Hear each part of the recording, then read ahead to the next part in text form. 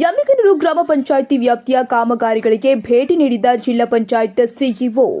ಬಳ್ಳಾರಿ ಜಿಲ್ಲೆಯ ಕಂಪ್ಲಿ ತಾಲೂಕಿನ ಯಮ್ಮಿಗನೂರು ಗ್ರಾಮದ ಗ್ರಾಮ ಪಂಚಾಯಿತಿ ವ್ಯಾಪ್ತಿಯ ಕಾಮಗಾರಿಗಳ ಸ್ಥಳಕ್ಕೆ ಜಿಲ್ಲಾ ಪಂಚಾಯತ್ ಮುಖ್ಯ ಕಾರ್ಯನಿರ್ವಾಹಕ ಅಧಿಕಾರಿ ಮೊಹಮ್ಮದ್ ಹ್ಯಾರಿಸ್ ರವರು ಭೇಟಿ ನೀಡಿ ಪರಿಶೀಲನೆ ಮಾಡಿದ್ದಾರೆ. ಈ ಸಂದರ್ಭದಲ್ಲಿ ಮಾತನಾಡಿದರು, ಕೂಲಿ ಕೆಲಸಕ್ಕೆ ಹಾಜರಾದವರಿಗೆ ಮಾತ್ರ ಹಾಜರಾತಿ ಹಾಕಬೇಕು ಹಾಗೂ ನರೇಗಾ ಯೋಜನೆ ಅಡಿ ಕನಿಷ್ಠ 60ರಷ್ಟು ಮಹಿಳೆಯರ ಭಾಗವಹಿಸುವಿಕೆ ಅವಶ್ಯಕ ಮತ್ತು ಕೂಸಿನ ಮನೆ ಮಕ್ಕಳಿಗೆ ಬೇಸಿಗೆ ಶಿಬಿರದ ಬಗ್ಗೆ ಸಂವಾದ ನಡೆಸಿ ಮಾಹಿತಿ ನೀಡಿದರು. ಈ ಸಂದರ್ಭದಲ್ಲಿ ತಾಲೂಕು ಪಂಚಾಯಿತಿ ಕಾರ್ಯನಿರ್ವಾಹಕ ಅಧಿಕಾರಿ ಆರ್.ಕೆ. ಶ್ರೀಕುಮಾರ್, ಸಹಾಯಕ ನಿರ್ದೇಶಕ Mallanagouda, PDO Taranayak, TC Sangamesh, TAE Tippesh, BFT Channaveer, GKM Shilpa, IEC ಸಂಯೋಜಕ ಹನುಮೇಶ್ ಹಾಗೂ ಗ್ರಾಮ ಪಂಚಾಯಿತಿ ಸಿಬ್ಬಂದಿ ಉಪಸ್ಥಿತರಿದ್ದರು.